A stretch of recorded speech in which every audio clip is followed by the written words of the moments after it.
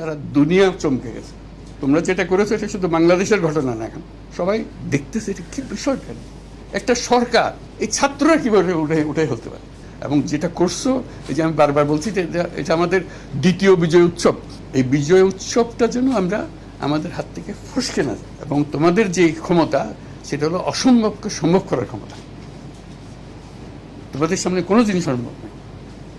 শুধু বাংলাদেশ না, তোমরা সারা দুনিয়া পাল্টে হতে পারো। তোমাদের জন্ম হয়েছে অসম্ভবকে সম্ভব করার জন্য। কাছে ছোটখাটো জিনিস নিয়ে সময় কাটিয়ে না, বড় জিনিসের মধ্যে থাকবে যে অবস্থায় আছে। বিজয় যেন কেউ ছিনিয়ে নিতে না পারে, সেজন্য তরুণদের ধ্বংসাত্মক কার্যক্রম ঠেকাতে এগিয়ে আসার আহ্বান প্রধান উপদেষ্টার। হিন্দুদের আক্রমণ করতেছে, বৌদ্ধদের আক্রমণ করতেছে, সংখ্যালঘু কয়জন আছে রে ভাই, কি জন্য তাদের নিয়ে টানাটানি করতেছে? এটা কি দেশের মানুষ না? তোমরা যেন দেশই রক্ষা করতে পারছো, কয়েকটা পরিবার রক্ষা করতে